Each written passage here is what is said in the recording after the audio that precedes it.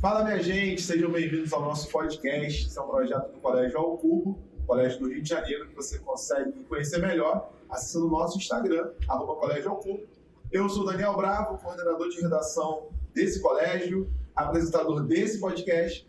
Estou muito bem acompanhado aqui de três especialistas no nosso tema de hoje, que é a prova do exame de qualificação da UERJ. Então, se você chegou aqui meio procurando algumas respostas, você vai encontrar. Quem vai trazer essas respostas para a gente hoje? Primeiro, do meu lado aqui, professor Assis Matemática. Assis, seja bem-vindo. Assis, eu já estou na intimidade já aqui, entendeu? Seja bem-vindo ao nosso podcast. Bom ter você aqui. À minha frente, meio que numa lateral, transversal, diagonal, professor Parreira. Parreira vai discorrer sobre tudo que a prova de Ciências da Natureza tem pra gente. Parreira, seja bem-vindo. Muito obrigado pelo convite. Prazer. Vamos contribuir. Isso aí. E aqui à minha frente, lateral, professora Deb, Sociologia, mas que hoje vai dar os caminhos aí da prova de Ciências Humanas. Deb é figurinha carimbada aqui no podcast, né? Tô ficando quase fora da casa, né? E ó, na intimidade. Já tô inclusive sugerindo aqui. E pronto. Tá vendo? Mas ó, sejam muito bem-vindos, gente. É um prazer ter vocês aqui. E para a gente começar a nossa conversa, eu pensei em contextualizar um pouco esse momento que a UERJ está vivendo, né? A gente vem de alguns anos com o exame no outro formato e a gente chega agora em 2023 com uma outra roupagem, né? Outra pegada. Parreira, dá um pouco esse cenário para a gente, esse panorama. A primeira coisa que o pessoal tem que entender é que a prova da UERJ acontecia no exame de qualificação e depois no específico até 2020, né? E aí entra o período de pandemia, a UERJ se reestrutura e cria o exame único, que é uma prova muito semelhante ao exame de qualificação. 60 questões, mas com um edital completamente diferente. E aí, agora a gente está numa transição. Essa prova que vai acontecer agora é uma prova nos moldes antigos, no molde 2020, exame de qualificação, mas vale muito a pena o aluno entender que o edital está muito menor que o exame único, mas também muito menor que o exame de 2020. Então, nessa semana que antecede a prova, tem muito cuidado com quais são os conteúdos que ele vai estudar. Porque pode ser que esteja estudando alguma coisa que não vai cair na prova. Então, tem que estar atento ao edital, tem que pegar lá o anexo 3 do edital, ver se ele está estudando o assunto que está lá. Porque tem muita coisa que não está mais. O Assis, quando a gente pensa na prova do Enem, assim, comparando uma prova com a outra, acho que é importante, né, assim, contextualizar, porque ainda que nessa reta final a maior parte dos alunos já tenha estudado, né, enfim, se preparado com uma parte do conteúdo, é muita coisa, né? Então, de repente, a cabeça dá um nó e é importante a gente dizer o óbvio, né? Então, vocês, como é que é essa comparação com o Enem? É muito parecida, não é? O que te ajuda aí para não pegar essa Na diferença? verdade, é bem diferente, né? A UERJ, ela costuma trabalhar com enunciados bem mais curtos do que os enunciados do Enem. Geralmente é uma prova, do ponto de vista da matemática, né? Mais técnica, então ela cobra mais os conteúdos de maneira mais objetiva. É uma prova que costuma ser, eu conheço alguns professores da banca, por acaso, que estudei lá, eles costumam realmente avaliar se o cara tem o mínimo conhecimento ali. Ele não quer nem criar uma pegadinha para o cara pensar e também não está preocupado para saber se o cara consegue evoluir muito mais além daquele ponto, né? Então, é uma prova aí mais objetiva, principalmente, o que faz com que ela seja menos cansativa, principalmente, né? É uma prova que geralmente tempo não é um problema se acompanhar no Enem. Isso, já é um alívio muito grande aí dos candidatos, porque fica uma prova mais confortável, geralmente. Então, nessa reta final, assim, se o aluno tiver que pensar numa revisão, né, ele dar uma organizada em tudo que ele estudou. Pensando na matemática, a gente vai meio que costurando, assim, né? Pegando esse gancho do que você falou, né? Ou seja, tem uma característica da UERJ querer saber exatamente o que é cobrado, né? Não tem uma coisa, não é uma prova que floreia demais, né? Pensando na matemática, assim, no primeiro olhar, a gente pode depois voltar nisso. O que é importante o aluno pegar como meta de revisão nessa última semana? Eu acho que é importante ter como meta de revisão, claro, alguns tópicos, como, por exemplo, trigonometria, geometria espacial, probabilidade, são assuntos muito recorrentes em matemática. Mas, se você for fazer uma revisão de, por exemplo, geometria espacial, não cair naquele passo de achar que só vai ver as fórmulas de volume e você está bem embasado. Porque a UERJ cobra uma planificação, às vezes ela cobra um conceito. Então é importante que você realmente faça uma revisão, né, completa sobre aquele conteúdo. Eu acho que nesse momento final é mais importante ele se debruçar em alguns poucos tópicos, mas ver de uma maneira mais, né, profunda e menos superficial, do que ficar fazendo talvez um formulário pronto de internet, por aí, e bater só naquelas fórmulas mais básicas, que a UERJ, claro, cobra, mas geralmente ela cobra um pouquinho mais. É como eu falei, eu estou mais preocupado em saber se o cara realmente conhece bem aqueles conteúdos. Então, eu costumo dizer que é uma prova pouco objetiva, mas ela não é rasa. Tem coisas diferentes. Eu tô balançando aqui a cabeça como se eu soubesse, estivesse fazendo tudo que ele tá falando. É interessante falar sobre isso aí, porque as contextualizações da UERJ geralmente tem 2, 3 linhas. São muito diretas. Né? Em vez de perguntar calcule tal coisa, ele fala uma história muito curtinha. Mas quando o aluno está focado no Enem, a contextualização tem que ser mais densa. Os textos são maiores, requer muita compreensão do que está ali. Então a prova da UERJ é mais direta. Tá? Consequentemente, ela se destacou, né? Ela é mais conteudista, ela requer menos interpretação. Tá? Então é uma prova que o aluno vai fazer de maneira muito mais rápida e requer também talvez mais atenção e também não vai ficar muito tempo lendo. E ao mesmo tempo ele tem mais tempo de prova. Ele tem 4 minutos por questão na média, né? E no Enem ele tem 3 minutos e um pouquinho ali, né? Se eu for descontar o tempo de leitura, né? Existe o tempo estimado de leitura, é um tempo Sobra menor mais que para perde. resolução da questão. É normal você ver que as pessoas não reclamam de tempo na UERJ.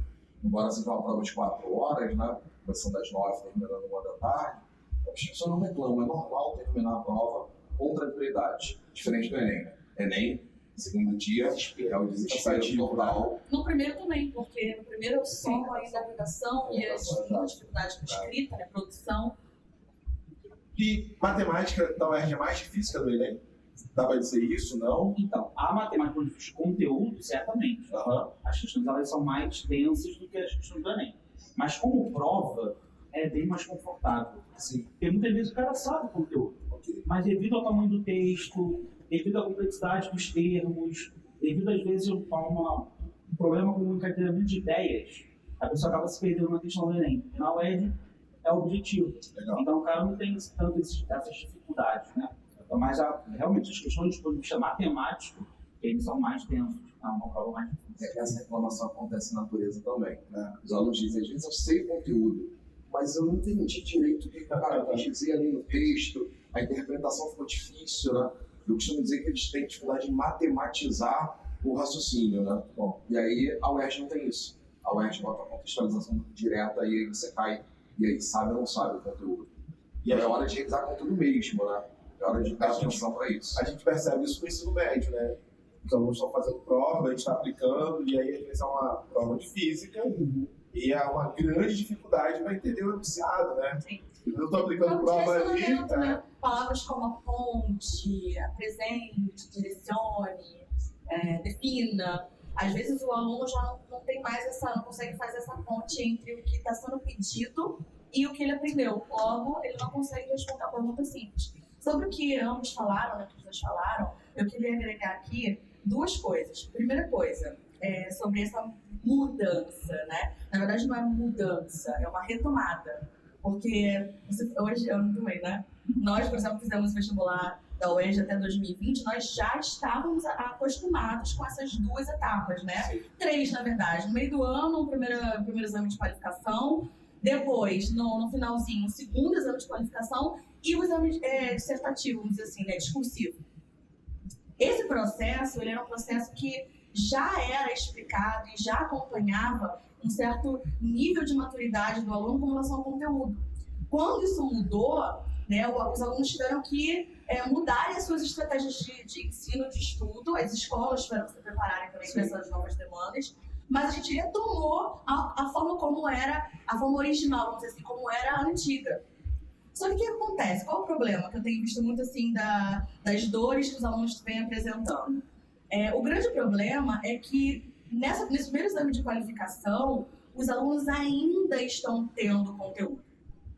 Então, eu não sei como que acontece em exatas, em biológicas, em naturezas. Não sei, mas, por exemplo, em humanas, em história especificamente, vou pegar aqui um exemplo de história. Em história, na UERJ não cai história antiga. E a galera ainda está fazendo essa transição da história antiga medieval para moderna e contemporânea. Ou seja, nesse primeiro exame de qualificação, o alunado, de um modo geral, ainda não viu o conteúdo que vai cair no exame de qualificação. Então tem que ser feita essa adequação, porque, por exemplo, o aluno que fez o ERJ ano passado, ano retrasado, sei lá, está tentando medicina, tentou esses 2 últimos anos, não conseguiu, falou, não, esse ano vai ser meu ano.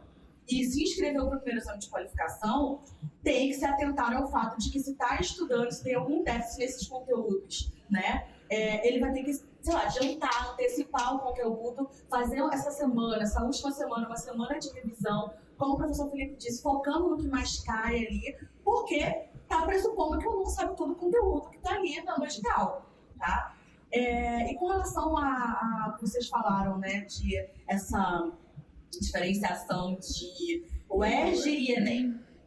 Os alunos reclamam muito, porque assim, eu sou professora de filosofia e sociologia, então, obviamente que eu tenho mais conhecimento nesse edital, nesse vestibular, porque filosofia e sociologia na UERJ é secundária, vamos dizer assim, né? Até vamos falar sobre isso mais pra frente, mas não é um grande número de questões dentro da prova de humanas. Permeia, mas não é um grande número, quantitativamente falando, né? Então, assim, eu tenho mais experiência com o Enem. E aí, quando a gente fala de Enem, os alunos reclamam muito. Vocês têm toda a razão. Os alunos falam, nossa, são textos enormes, a prova é enorme. A gente cansa muito mais psicologicamente do que somos cobrados, né, sobre os conteúdos. Mas, ao mesmo tempo, você tem o quê? O outro lado. É o paradoxo, né? Você tem o outro lado. Na UERJ, as questões são muito diretas. Aqui que os alunos reclamam, é muito direto. Não consigo contextualizar. Poxa, pelo menos o Enem, esse que está fazendo o UERJ, que eles falam isso. Poxa, pelo menos o Enem tem como a gente, de repente, achar a resposta no texto. Poxa, questão de matemática, pelo menos o texto é grande, tem muitas informações, aqui na UERJ está mais direto.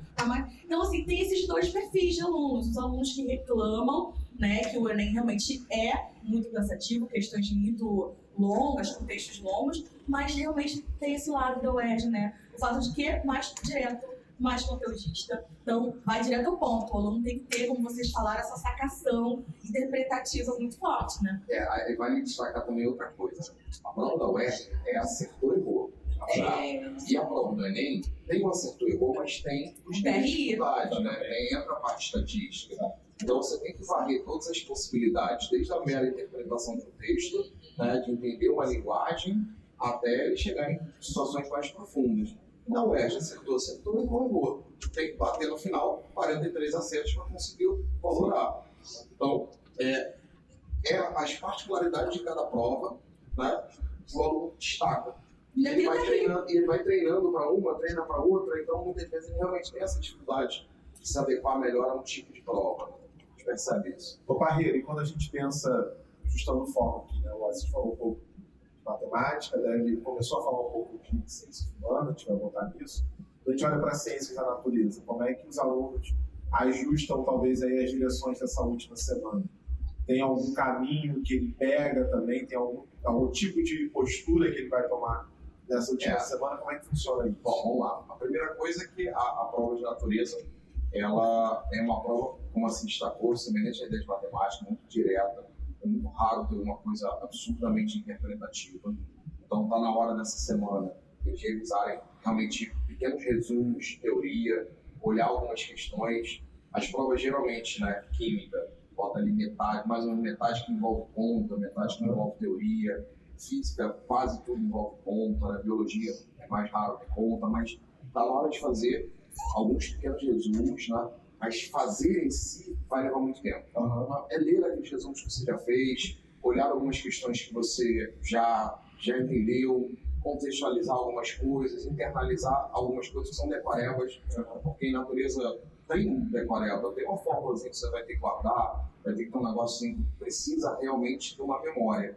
Então está na hora de memorizar alguns detalhes, fazer ajustes finos, revisar algumas coisas usando resumo e muita atenção nas questões antigas para você não fazer alguma besteira ali de repente estar estudando um assunto, gastando tempo. A prova não é uma prova difícil, mas eu sempre destaco para os alunos o seguinte: se tem algum assunto que você já tentou estudar muitas vezes e não conseguiu, não deu, não é essa semana que você vai aprender esse assunto. Deixa esse assunto de lado. Eu ia perguntar essa característica porque, falando um pouco da minha meu campo, que é a redação, tanto o Enem quanto a UERJ, as duas provas são no final do ano. Então, muitas vezes, alguns alunos vão deixar para praticar a redação lá na reta final. E aí tem uma galera que nas últimas semanas quer fazer assim, Plano JK de redação. Vou fazer tipo, me dá, e já ouvi, já perguntaram, só me dá 8 temas para essa semana. Mas essa semana nem tem 8 dias para você fazer 8 temas. Não, mas um dia eu vou fazer mais, então é uma loucura. Se a gente pensar em ritmo, né? A gente está falando de conteúdo, um pouco mais pensando em ritmo. É um pouco disso também, assim, é um pouco segurar nessa última semana, ou acentuar mais o ritmo em algumas coisas, porque são perfis diferentes de prova, né? Você falou, bom, se tem uma coisa muito difícil, não é a hora de aprender, mas ao mesmo tempo são questões que não demandam muita leitura. Mas eu estou preocupado com o seguinte, não demanda tanta leitura. Mas vamos supor, vou pegar aqui um caso que o Assis acho que vai concordar comigo. A gente vai falar de logaritmo. Tem muito assunto, aluno tem dificuldade no assunto logaritmo. E ele já se esforçou, realmente ele se empenhou, tentou aprender logaritmo e não conseguiu. O logaritmo cai. Pode cair. Pode cair. E aí você bota? Top 5. Não é um top 5, mas aí você bota. Pô, mas me disseram, eu falaram que vai cair, eu vou me dedicar. Massa positiva. Aí ele gasta lá 3 dias, gasta um emocional absurdo, se dedicando, se achando ruim, chega lá, cai a questão de logaritmo. Viu, eu estudei, mas era difícil a questão. E aí ele errou. E ele acabou, então, gastando um emocional enorme na semana de prova. Gastou um tempo para aprender um assunto que ele podia ter revisado vários outros. De repente, ele perde a questão difícil que ele estudou, mas perde outras que ele deixou também de ver. Sim. Então, às vezes eu fico naquela ideia, se você já se esforçou muito, mas não conseguiu, cara, realmente, o problema não deve ser você, o assunto deve ser mais elaborado. Então, é hora de intensificar os ajustes. Se teve um ou outro que passou, cara, não é semana de fazer isso. Vai ser uma daquelas 17 questões que você vai errar, que você vai conseguir o seu conceituar e vai ser aprovado o que você precisa. E essa é uma ideia boa. E essa questão é importante reforçar, que o nosso foco na web é o 43, né, de maneira genérica. A gente quer tirar o A, geralmente, é o objetivo maior. Para tirar o A, você precisa de 70% da prova. Então você não precisa acertar essas questões e você não acertou o ano inteiro. Você não acertou a técnica, pelo menos. Né? Você pode errar algumas questões. Eu costumo dizer que 17 questões, comparado ao que era o exame unificado nos últimos anos, é uma margem interessante de trabalhar. Então, tem assuntos que talvez a gente possa, de fato, aceitar que, se eventualmente desaparecerem, e nada garante que eles vão aparecer, a gente pode desapegar mesmo, né? Porque você não tem que acertar esses 60 questões. Sim. Então, você pode realmente se dar esse luxo, né? Acho que eu costumo dizer para os alunos, brincando, que pode errar a minha matéria toda. Tem em torno de 6 a 7 questões que você pode errar tudo. E mesmo assim, você vai conseguir conceituar. É muito mais justo, inclusive. Ele pode ser muito ruim numa determinada matéria, com uma deficiência grande, e mesmo assim tem um conceito máximo. Chega lá em dezembro, na prova específica. Já está melhor preparado, né? Muito melhor. E pode ser aquela matéria que não cai para ele. Mas para medicina é obrigatório? O quê? Para química? Química é. Mas ele pode, de repente, ser péssimo em geografia. Tudo bem, isso não vai influenciar no exame específico dele. Então ele é péssimo em geografia, zerou em geografia, mas ele brilha em biologia. E no caso de um aluno de medicina que esteja nos ouvindo, nos assistindo agora, se ele for mal, pôs 7 questões no primeiro exame de qualificação, deu um gás, estudou, e se dedica na segunda, tem chance ainda, né, de... Eu costumo dizer para eles assim, a diferença da primeira prova para a segunda são 3 meses de dedicação. A prova tem o mesmo nível de dificuldade, primeiro exame de qualificação e segundo. Mas o aluno que toma a pancada no primeiro, tomara que não aconteça, tá? Ele percebe que tem que fazer uma coisa. E ele faz 3 meses bem feito. Sim. E aí faz a segunda prova, e é quase unânime. Todo mundo acha que a segunda prova é mais fácil. Mas não é, né? Mas não é. Porque eles estão mais. É o modo de preparo, né? Pois é. E eu acho que isso é a coisa que eu particularmente gosto, que é essa ideia dos 2 exames, né? Que permite que esse primeiro exame, ao contrário dos 2 últimos exames unificados, seja um primeiro contato, que é um nervosismo diferente, para muitos é um primeiro vestibular, então existe uma pressão envolvida, mas não tem uma prova que pode ter seu valor substituído no segundo exame. Sim, então isso tira um pouco dessa pressão, porque, ok, é um teste que a gente vai fazer, é claro que a gente tem o objetivo, né, de performar, mas se eventualmente não funcionar alguma coisa, eu tenho 3 meses para ajustar e refazer e conseguir um desempenho melhor. Então eu acho que também a UERJ tem essa coisa dos 2 exames de qualificações, que que é muito justo, uma vez que às vezes você pode estar no dia ruim. Isso acontece com todo mundo. Isso não vai acabar com o seu ano, porque você vai ter uma nova oportunidade.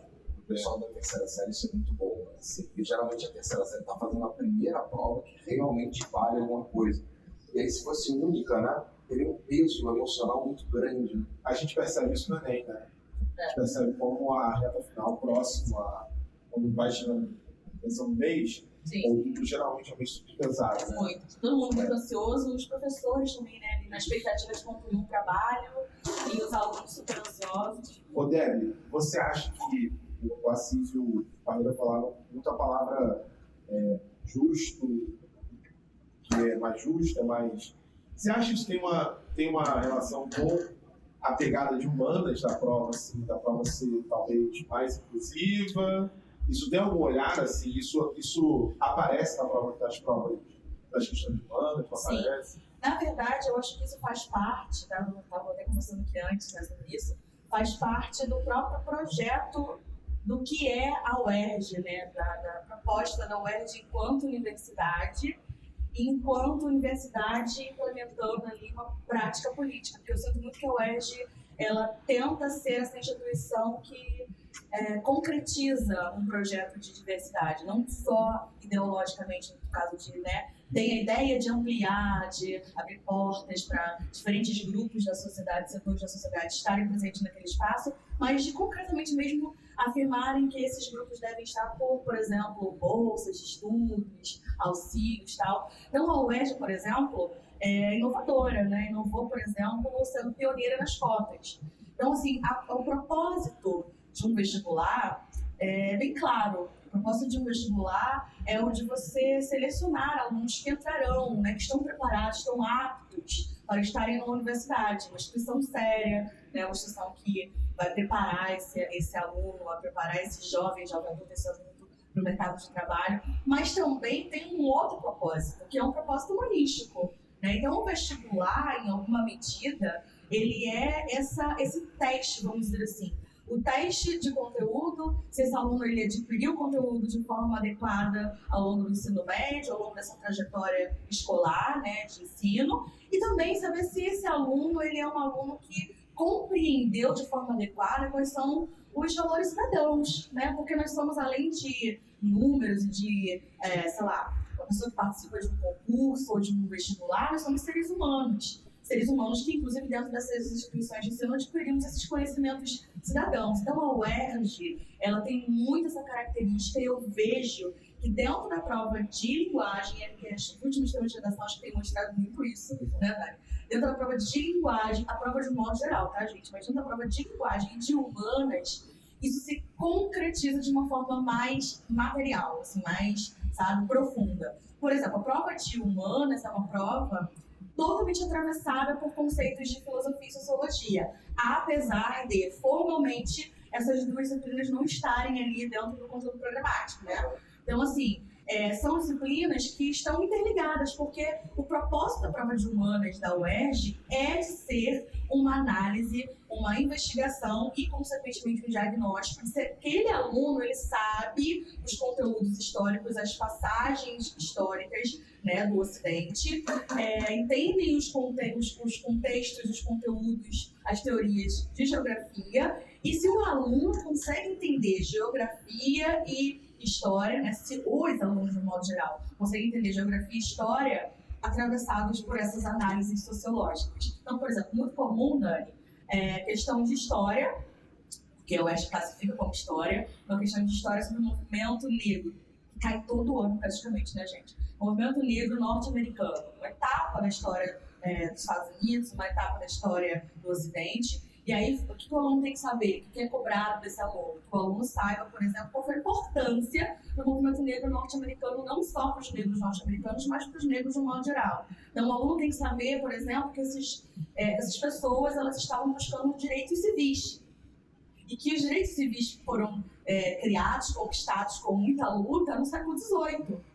Ou seja, no século XVIII, pessoas conquistaram os direitos civis e em 1960 ainda tinha uma parcela da população que não tinha garantido esses direitos. A UERJ recorrentemente trabalha bom nessa questão, essa temática, fazendo ali uma interseção, um diálogo entre história e sociologia. Movimento feminista, direitos dos cidadãos, né? Assim, já caíram uns 4, 5 questões nos últimos anos de Simone de Beauvoir, né? Falando sobre essa característica filosófica dela existencialista e falando também sobre essa questão do movimento feminista na década de 60, 70. Cultura, né? Então, geografia, história, super permeada pela noção de cultura. Muitas vezes, não só explicitamente, diretamente sendo citado, mas meio que cobrando que o aluno já saiba previamente o que é aquilo, porque se ele não souber, eu acho que esse é o pior caso. Se ele não souber o que é aquele conceito, ele não consegue chegar ao gabarito da questão, entendeu? Então, assim, não cobra formalmente de filosofia e sociologia, mas quando cai uma questão de Simone de Beauvoir perguntando por que as teorias existencialistas dela reformaram, modificaram o status quo, né, a estrutura da sociedade na década de 70, se o aluno não sabe o que é, né, o existencialismo, o que foi o existencialismo, em que medida que Simone de Beauvoir era existencialista e como que isso atravessa o movimento feminista da década de 70, já é menos uma questão. E aquilo que vocês falaram, né, pode passar de questões, por exemplo, é importante num conjunto total que o aluno ele acerte de todos os segmentos. Sim. Cada pontinho faz uma diferença, né? Pode ser o 42 ou 43. É isso aí. Então, assim, por isso que eu preparo e essa compreensão, né? Deb, como é que eu estudo para humanas na UERJ? Estudo de forma contextualizada. Que é isso? É você estudar geografia, história, entendendo quais foram os contextos sociológicos da época. Quais foram os grandes pensadores da época. Eu acho que esse é o bizu, sabe, Dani? Essa acho que é a principal dica, assim, para estudar humanas para a UERJ. É estudar sempre de forma contextualizada. É curioso que ela estava falando aqui sobre a prova de humanas, e me lembra quando a UERJ, exame de qualificação, surgiu, onde natureza era integrada com matemática, e eram realmente questões interdisciplinares. Um professor de química não faria a questão de química, porque ela não era só química. Ela tinha química junto com probabilidade, junto com física, e era muito hard. E aí, aos poucos, vai ser um movimento para a matemática sair da natureza. E a própria natureza hoje já não está integrada. Você tem questão de química, só química. Questão de física, só física. Mas lá no iníciozinho de 2000, era exatamente isso. Na prova quase toda. Curiosamente, continua ainda em humanas, né? Mas em natureza não tem mais isso. Praticamente não encontra. Vocês sabem se eles vão manter aquelas 10 questõezinhas interdisciplinares? Saiu no edital alguma coisa? Não está no edital, mas eles dizem, né, quando divulgaram que ia voltar ao método antigo, que seria nos moldes de 2020. Então, a gente está, como você destacou no início, desse período de transição, retomando, né? Então, pelo que eles falaram, vão ter. E é curioso destacar, não sei quem leu o edital direitinho que está nos vendo, né? É a primeira vez que a UERJ mostra uma tabela de competências e habilidades. Tá? Então, será que vai vir alguma coisa um pouco diferente no meio desse processo? Será que a gente vai ter algumas questões que não são realmente tão conteudistas assim? A gente vai ter uma pegada com algumas questões no estilo Enem? Calma, gente, calma. Segura a Nesse ansiedade. momento eu acho que eles estão chorando porque estão afetados. Pode Tá ser. tudo bem, Mas, gente. com todos os professores que eu conversei, o que a gente viu daquela tabela é que mais pareceu um anexo de alguma coisa do que uma diretriz. Sim. Então, todo mundo que eu conversei falou exatamente isso. Maria, isso não me parece estar regendo o edital. Parece, sinceramente, minha opinião foi: gente, acho que isso aqui seria legal colocar. Bota no cantinho aqui para ninguém ver, né? E vamos ver o que vai acontecer. As notas fora do tempo. Né? Tem lá um negocinho, mas não imagino que seja esse perfil, mas não tem o perfil de ser mega inovadora de um ano para o outro. A gente percebeu isso no exame único. No exame único a gente ficou com um certo nervosismo quando apareceu, e apareceu exatamente o que eles falaram. E era uma situação totalmente nova para todo mundo, né? Justificaria uma prova completamente diferente. Não foi desse jeito. Não tem esse perfil, tá? Não tem esse perfil, então é uma prova que acho que, por mais que tenha essas mudanças, o aluno tem que ir essa semana bem calmo, né? Porque não vai ser surpreendido. Também acho. Parreira, em termos de ciências da natureza, deve falar um pouco sobre a proporção de questões de cada matéria, né? O Assis no começo já falou um pouco sobre essas questões. Em termos de proporção em natureza, como é que a gente lê isso das matérias? Assim, tem uma que cai mais, uma que cai menos? Assim, Como é que funciona? Não tem? Como é que é esse cenário?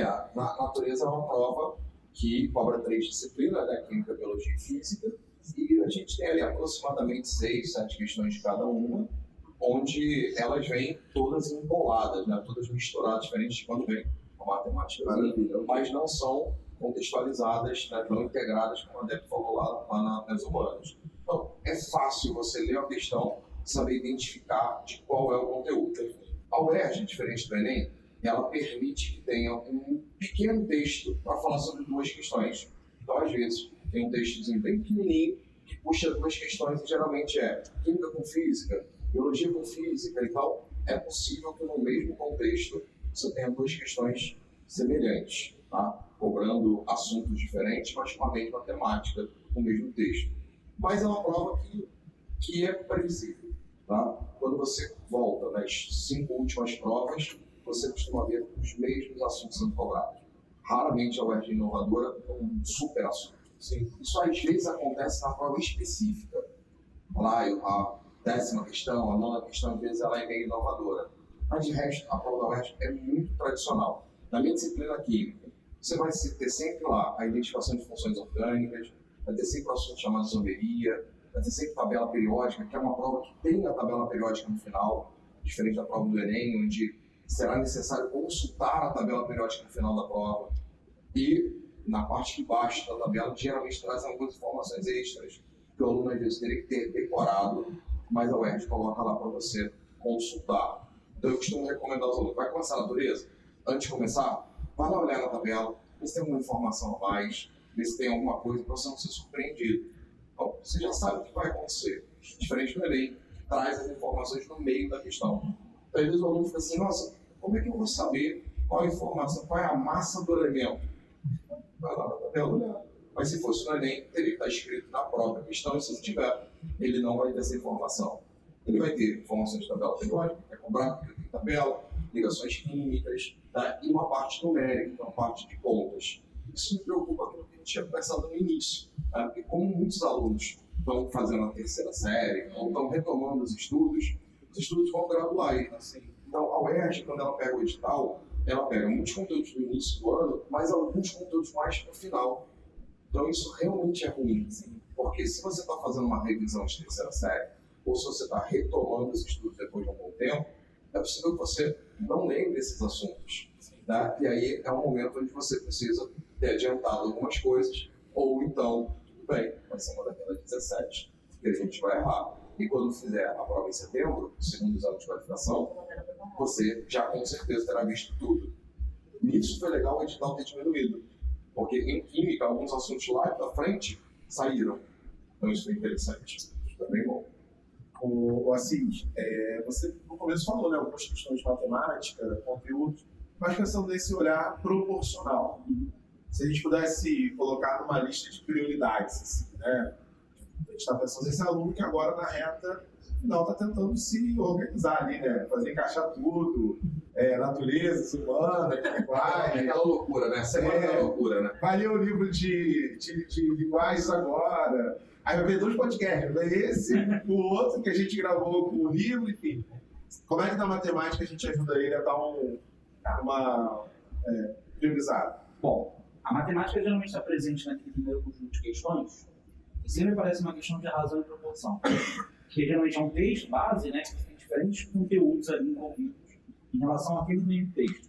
Então, a matemática é o jeito mais fácil de você fazer essa interdisciplinaridade com outras áreas, é você botar uma questão de porcentagem, uma questão de proporção. Geralmente é aí o grande corpo do Enem, né, que o pessoal adora. O pessoal geralmente fala que a prova de matemática do Enem é mais fácil, porque tem um grande conjunto de questões assim. Na UERJ, geralmente, essa primeira questão é desse lugar, né, de razão e proporção. Na parte de matemática mesmo, que tem lá 7 questões, o que tem caído mesmo, assim, né, tipo, é que nem Natal, todo ano está lá. Trigonometria tem aparecido bastante, e aí dando atenção aí à adição de arcos, que é um assunto que é aquilo que eu falei, não é tão superficial, né, algo mais específico para algumas pessoas. Então, vamos ver lá o seno de A mais B, por exemplo, é uma coisa que a UERJ tem batido. A gente tem a geometria espacial, que eu já comentei também, que já apareceu algumas vezes, e é importante saber de geometria espacial, área, volume, planificação. A gente tem probabilidade, que aparece sempre. A UERJ adora a probabilidade. E geralmente a probabilidade, assim, é uma faca de dois gumes, né? Ou é uma questão difícil, geralmente a última questão da prova de matemática, ou uma questão bem fácil. Teve um ano até que era uma questão tão fácil que a probabilidade era zero. Aí ninguém marcava zero, porque todo mundo se questionava. Não pode ser. Não pode ser tão fácil assim, né? Não pode ser tão simples assim. Então, também Tem essa esperança, não pode ser probabilidade. segurança, não tem como marcar zero. Não tem, vou marcar outra coisa. Aí era zero, aí pode. A gente tem função exponencial e quadrática, são as duas, são os favoritos aí da UERJ. E, por fim, a gente tem uma questão de aritmética ali, que é um assunto que é até engraçado, né? Porque a aritmética, a gente fala de MC e DC, são tópicos que a gente não vê no ensino médio. Então, raramente a gente trabalha isso nas escolas, nos cursos. Então, geralmente é uma questão, que a UERJ até tem uma coisa engraçada na matemática, que a UERJ ela gosta de dar um exemplo no enunciado. Isso ferra na cabeça do aluno. Por quê? Porque o aluno geralmente não tem muita segurança em matemática. Ele pega os números do enunciado e tenta montar uma regra de 3. E às vezes funciona, a coisa sai. E às vezes, quando o aluno se depara com o enunciado que tem um exemplo, né, ele fica um pouco perdido, porque aqueles números do exemplo não fazem parte da resolução da questão em si. Eles são só para você entender o que tem que ser feito. Então, tem uma questão lá de imposto de renda. Aí ele fala, alguém que ganha 3 mil paga tanto de imposto. E alguém que ganha 4.600? Então, qual é a ideia da questão? É te dar um exemplo para você saber o que tem que ser feito, para depois você aplicar em outro caso. Então, a ideia da banca não é criar uma pegadinha, é tentar justamente desenvolver. Só que o aluno ele fica, mas os 3 mil lá do enunciado, tá? Porque ele precisa usar todos os números, né? Cara, a questão da UERJ tem que ficar muito atento a isso, porque os enunciados são curtos, mas eles costumam, em matemática, dar esses exemplos. E os exemplos, pessoal, são para ajudar, na verdade, tá? É justamente para o cara que às vezes não lembra muito bem daquele conteúdo, ver uma forma de aplicação. E falar, será que agora você consegue reproduzir nesse outro cenário? Porque se o aluno for capaz de fazer isso, é justamente esse candidato que a UERJ quer. Às vezes esse cara não teve acesso a esse conteúdo, mas ele já mostrou que ele rapidamente foi capaz de desenvolver esse raciocínio, de replicar ele. Então, esse candidato é um candidato interessante. Sim. Então, se você for pensar em imposto de renda, que estamos em um período aí... Eu não quero nem pensar nisso. Poxa, desnecessário. Vamos usar o exemplo de declaração. A questão da UERJ ensina a calcular imposto de renda. E aí ela ensina, ela mostra um exemplo e pede para fazer um cálculo. E aí é isso, entende? Muita gente acabou se embananando porque queria trabalhar com os números do exemplo. Não conseguiu separar o que é o exemplo do que é a questão em si. Então ela tem esse caráter aí também, que vai muito alinhado com o que foi falado aqui, né? Esse caráter humano dela, de realmente avaliar qual é o, vamos dizer assim, perfil do candidato que está entrando na faculdade. E é isso, no final de contas é um processo seletivo, né? Então essas pequenas variações também têm algum valor e aí você consegue, através de conteúdo, né? Porque sim, é conteúdo, cobrar esse tipo de coisa. É curioso que aí você percebe que a UERJ não está cobrando conteudismo pelo conteudismo. Né? Você mostra, por exemplo, percebe que você tem aquela habilidade, você tem aquela competência para relacionar a informação que acabou de chegar a uma conclusão. Eu acho que isso é muito comum em provas estilo Enem. Até quando você vai para São Paulo, isso é comum. O VEST faz muito isso com química, mostra exemplos para você perceber. Mas, curioso, porque em química isso não é comum. Em química o cara já chega de sola, já mostrando, daí você calcula tal coisa, diz onde está, como é que faz. Então, é um perfil da matemática. E é legal o aluno ir com essa ideia, né? Cara, em matemática isso acontece. Maneiro. Gente, estamos chegando no final. Ah, já? Já, pô. Mas agora eu quero comentar quem está falando de matemática e você está só fazendo assim, não está entendendo nada. Porque é importante sinalizar para o nosso espectador que ele está falando, a gente está balançando a cabeça, parece que a gente está entendendo uma coisa, absolutamente nada. Ele falou assim, não, que calcula, não sei. Gente, sabe o que ele me deu nas áreas PDs? Eu olhei pra sua cara assim, Aquele blend, né? a gente tava de calma, sintonia, eu dando cara. Aqueles números. É curioso que para cá exatas, né? Aquele não foi calculado. Com certeza. Mas, gente, muito legal. Obrigado por vocês estarem aqui com a gente. E eu acho que vale uma consideração final de cada um, daquele tipo que a gente dá na última semana de aula pré-prova com os nossos alunos, né? Assim, aquele conselho final, que inclui desde conteúdo, como a gente falou, mas também inclui, cara, conceitos de como vai levar essa semana, né?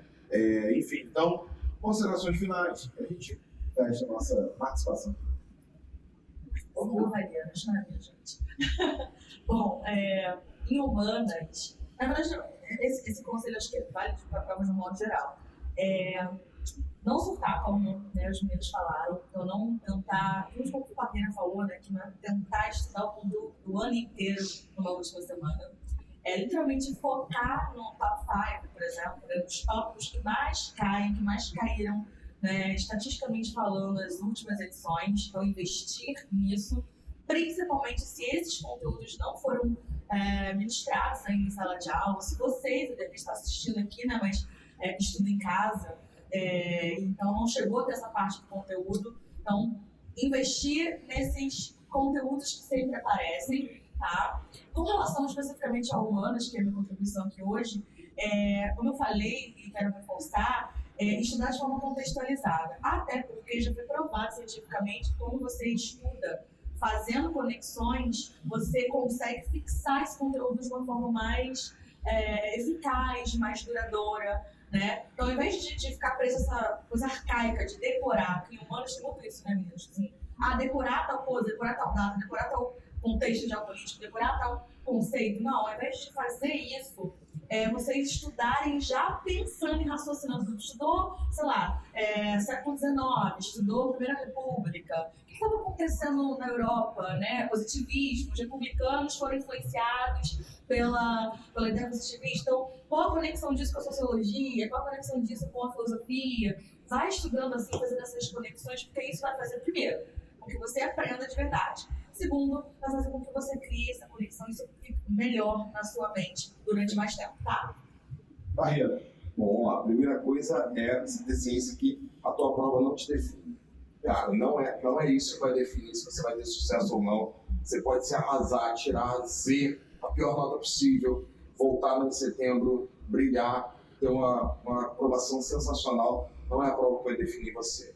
Então, tem que entender que é um processo. Muitos estão retomando os estudos, estão ali, é a primeira experiência. Então, tentar relaxar um pouquinho, saber que está fazendo o seu máximo. E o máximo do amigo do lado pode ser outro, não tem nenhum problema. Tirar esse peso da comparação é muito importante, porque o aluno sofre muito na semana de prova. Vai lá, se esforça, monta o seu cronograma, compromisso com você.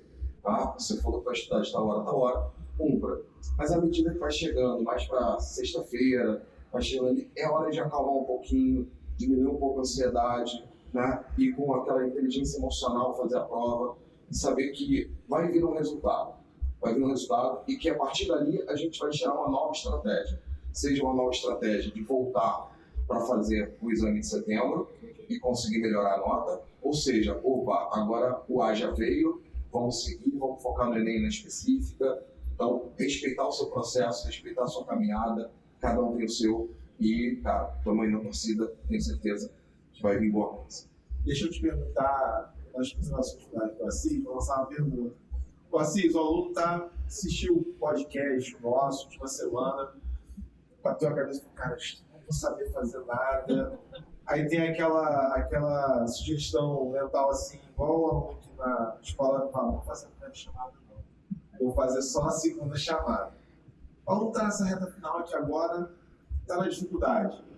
Vale a pena fazer mesmo a sua exame de qualificação ou não?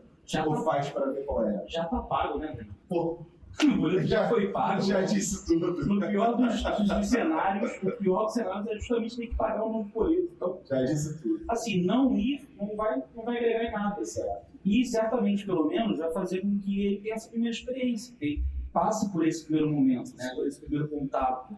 Então, assim, ir mal também é um resultado do qual a gente pode tirar alguma coisa. Então, eu tenho certeza que, certamente vale a pena ir em qualquer condição, em qualquer cenário, até porque muitas das vezes a gente costuma achar que a gente sabe poucas coisas, mas são poucas questões de cada assunto. Então, às vezes são aquelas poucas coisas que vão aparecer. Então, às vezes tenho muita dificuldade com logaritmo e funções. E por acaso naquele ano não cai função na prova, né? Ou às vezes vai cair uma questão de função, você vai errar, e como a gente já falou, você pode errar algumas questões. Então, assim, Não ir, eu não acho que seja uma opção. Assim. Eu acho que todo mundo tem que ter em mente que é só o primeiro resultado, que no fim das contas não vai determinar nada, porque você tem um segundo exame. Então é meio que um experimento controlado, assim, né? Você só tem a ganhar com isso. Mais alguma coisa para fechar suas considerações Não, finais? só revisar de forma mais pontual, tá, galera? Não tenta fazer tudo ao mesmo tempo, não, girar vários pratinhos. Faz as coisas com calma, vai cuidando das coisas, como a Débora falou. Vai cuidando de forma mais profunda sobre cada tópico e tentar abordar muitos tópicos, tá? Não vale a pena agora ficar fazendo 50 questões. É melhor fazer poucas ali, mas de maneira mais aprofundada. Maravilha. Muito bom. Gente, é isso, viu? Boa prova para vocês. A gente espera que essa seja uma semana tranquila, mas ao mesmo tempo organizada. Planeja, pensa, vai com calma. Cara, a gente está na torcida por vocês. Espero que o conteúdo tenha te ajudado. Segue acompanhando, porque a gente vai produzir muito conteúdo ERJ, porque ou você vai seguir na reta final agora, já olhando para o final do ano, ou você volta setembro, faz mais uma provinha, vai ter conteúdo para você também. Então segue a gente tem muita coisa boa para passar para vocês, tá bom? Gente, obrigado. Obrigado a todos. Obrigado. Sempre um prazer. Saímos de olho aqui, ó. Olha essa caneca aqui. Opa. Tamo junto. É isso aí. Opa, Um valeu. abraço, gente. Beijo, gente. Até o próximo. Duas que eu falei do aulão. Tintim não, tintinzinho aqui. Eu só não falei porque eu não tinha Olha, certeza se me ia divulgar. Aí, ó. No dia? Aulão? É, Ó. mas aí fiquei com medo de falar. Mas quem vai falar no aulão? Eu não vou falar. Você vai falar? Não, mas eu ia Ah, então...